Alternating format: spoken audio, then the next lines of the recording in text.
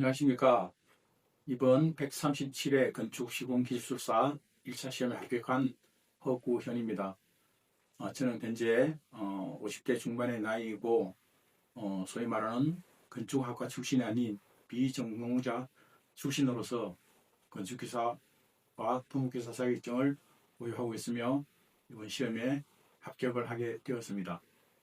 현재로서는 올해로 30년째 건축 시공 관련 업무를 보고 있으며 현재로서는 건축 현장 시공 대리인으로 근무하고 있습니다.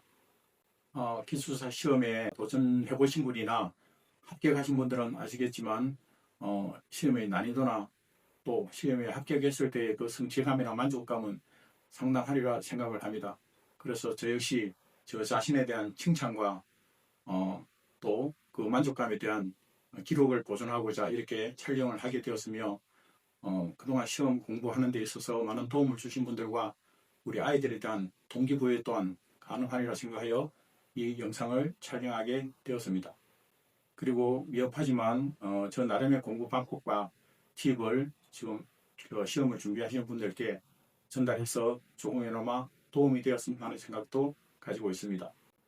기술사 시험을 준비하게 된 계기는 평소에는 대기업의 중소기업 현장에서 근무를 했기 때문에 기술사 자격에 대한 개념이 별로 없었습니다.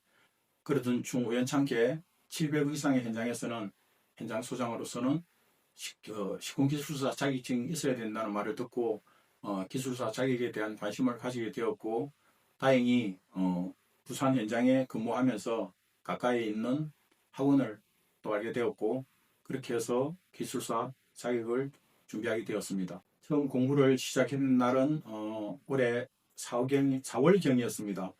136회 시험 문제풀이하는 동영상들을 접하면서 시험의 어려움을 알게 되었으나 그래도 포기하지 않고 끝까지 한다면 합격할 수 있다는 여러 교수님들의 말을 듣고 어쨌든 시작하면 되겠다는 생각이 있었으며 무작정 한번 써보자는 생각으로 크몽에서 PDF 파일을 구매해서 300문제가량을 학원 개강하기 전에 쉬는 시간에 퇴근해서 짬짬이 하루에 10문제 이상 그렇게 쓰면서 공부를 시작하게 되었습니다.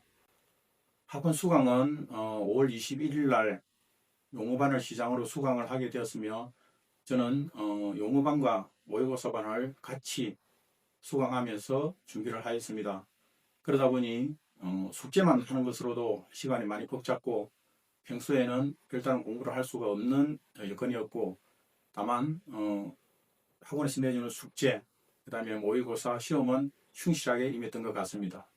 당시 출퇴근 시간이 1시간 정도로 유튜브 채널을 틀어놓고 내용의 이해보다는 무조건 귀에 익히자는 생각으로 계속해서 듣고 출퇴근하고 점심시간에는 식사도 하고 숙제도 하고 또 집에 와서 숙제하고 모의고사 준비하고 이런 식으로 공부를 깊이 있기는 하지 못하겠지만 진도에 지쳐지지 않게는 따라갔던 것 같습니다.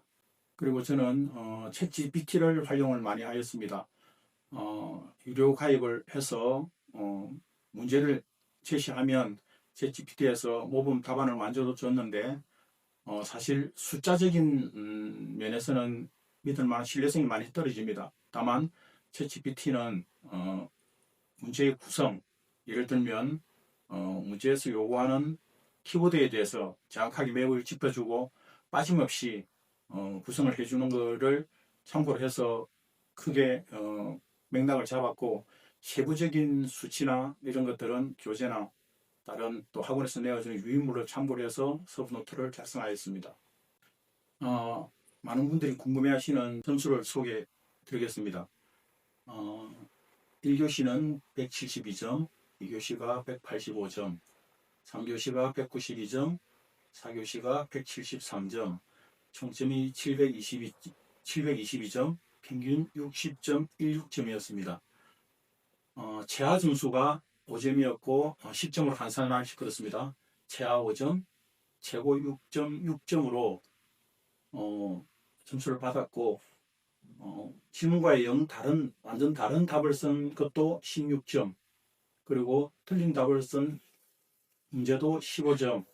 그러니까 크게 높은 점수도 없었고 크게 낮은 점수 없는 그런 점수를 받았습니다. 중요한 것은 답안지를 채우는 거라고 생각합니다. 설령 A라는 질문을 해서 B라는 답을 적더라도 B라는 내용에 대한 충실한 답만 적어낸다면 16점 이상 받을 수 있는, 그러니까 포기하지 않고 다른 답이라도 채워서 제출하는 것이 합격의 지름길이라 생각합니다. 다음은 서브노트에 대해서 말씀드리겠습니다.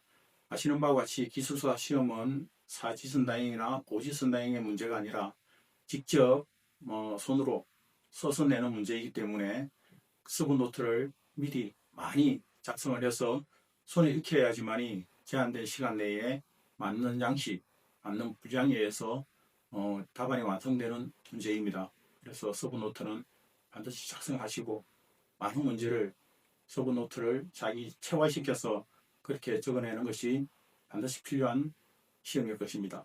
제가 작성하거나 필사했던 서브노트에 대해서 잠시 소개해 드리겠습니다.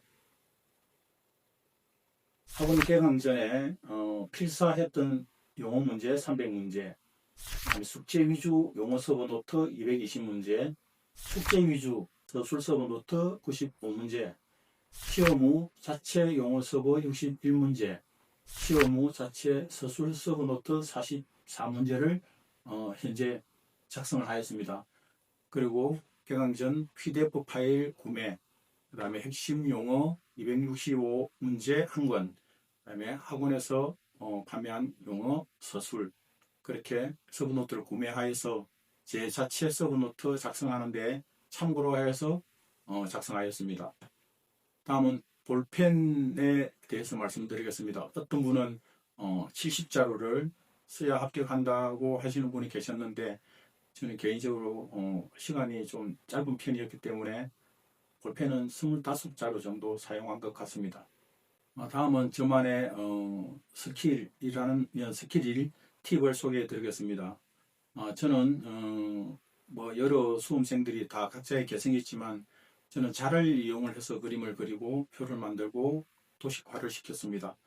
물론 자를 되지 않고 더 잘 작성하시는 분도 계시지만 제 개인적으로는 자를 사용하는 것이 보기도 좋고 어차피 우리가 적어내는 것이 도면의 일부라고 생각한다면 프리핸드보다는 자를 이용해서 작성하는 것이 보는 사람한테도 유리하게 보일 것이고 점수를 0.1점이라도 더 받을 수 있는 그런 계기가 되지 않을까 싶은 생각에서 저는 자를 이용해서 그림을 그리고 도표를 그리고 그렇게 작성하였습니다.